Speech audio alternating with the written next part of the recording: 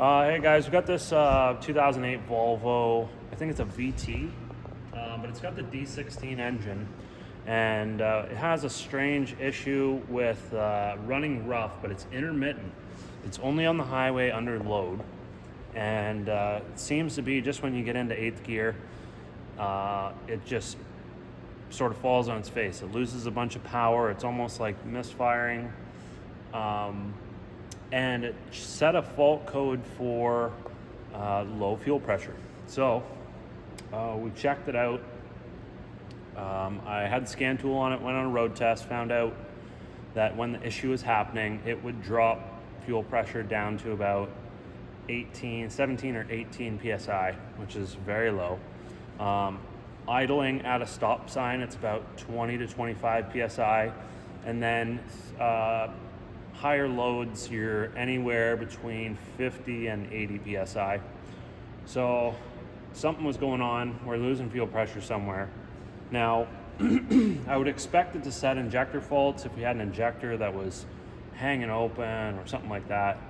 And a lot of guys, I was reading on forums and stuff, a lot of guys were saying that these in this injector wiring harness goes bad, or possible wiring faults. Now, this harness does run inside. It goes through the head and then sits inside of here and feeds all your injectors.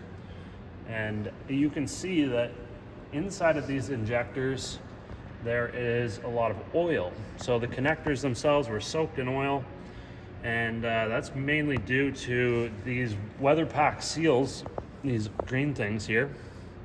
They have dried up and become very hard due to oil contamination and heat, of course. So I looked at the service history on this thing. It was went to a shop 2 years ago, and they said that the harness was replaced. So I mean, that's pretty sad if it's already that bad after 2 years, or maybe they didn't change the harness and they're just lying. But yeah, so we thought, okay, well, maybe the pump is going bad, or the drive assembly that runs the pump.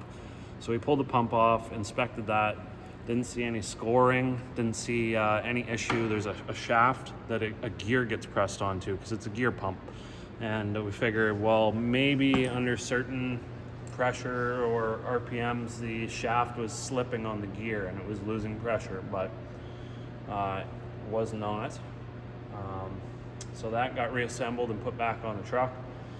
The other thing we were wondering about was the fuel filter housing. There is a couple different valves, relief valves, and I forget exactly the term for them, but there's valves in there that will allow pressure to release and go back, return fuel back to the tank. So that was supposedly also replaced 2 years ago. We did not take it off, but we did install new fuel filters. That was our first thing that we did. We thought, okay, let's put fuel filters on this. There was a message coming on the dash that said replace fuel filters, and that didn't fix it.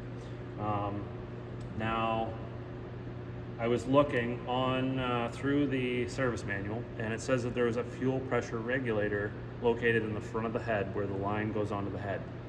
And you see this big head bolt here. It's a 22 millimeter, and there's a banjo on the fuel line, and this bolt goes through, and that feeds the main line, which is internal to the head, that runs across and feeds all your injectors. And inside of here, I'm guessing that, I don't know if it's so much a regulator, but some sort of a valve, one-way valve maybe. And there's spring inside there, but whatever this piece is, it has sort of cocked sideways, and it's just been getting hammered. It's all mushroomed out on the bottom, so that's definitely an issue. And then I'm trying to think of what else. Oh, I tested all the wiring. I load tested the wiring and resistance checked it. No issues. I checked all the pins. If you're looking to check your harness, take a look at this. So now this is specifically for this D16 engine. I don't know if it's the same for the 11, 12, or 13 series engines. But we have basically inside the injector, you've got two different circuits. So one of them is your needle control valve, which is actually the valve that opens up to release and spray the fuel into the cylinder. And then we've got a spill valve, and I'm guessing that's something to do with sort of bleeding off pressure or returning pressure down to further on in the circuit. I'm not 100% sure, but those are two separate circuits. Now, this is connector A that plugs onto the PCM, which is the top connector. And you can see here, I've labeled the pinouts and corresponding with colors and all that stuff. So these, there you go. You've got your ground circuit and control circuits for each. And then I just went ahead and measured, this is my resistance check. I did use a light bulb to do a load test, and I was getting about a half an amp on everything, so it was all consistent. And I did sort of stress the wiring while I was doing it to see if there was any sort of breaks or anything like that in there, but I didn't find anything. So the next thing that I just need to check is the pressure sensor itself. I was trying to look at a little bit of theory and operation on how the system controls the fuel and regulates that. And basically it was just saying that it receives a bunch of inputs from different sensors and conditions, and then it decides how much fuel it needs to release into the engine. So it didn't give me any specifics, so I'm just wondering if maybe that fuel pressure sensor, if it was glitching out or something like that, would that cause low fuel pressure? But it seemed to be reading fine. It's giving me an accurate measurement. I don't have a gauge to actually physically check while it's doing it. That would be one way to confirm. But it's definitely losing fuel pressure, so I'm assuming that that sensor is fine. So we're gonna replace what's screwed up. Oh, there was one other thing that we had.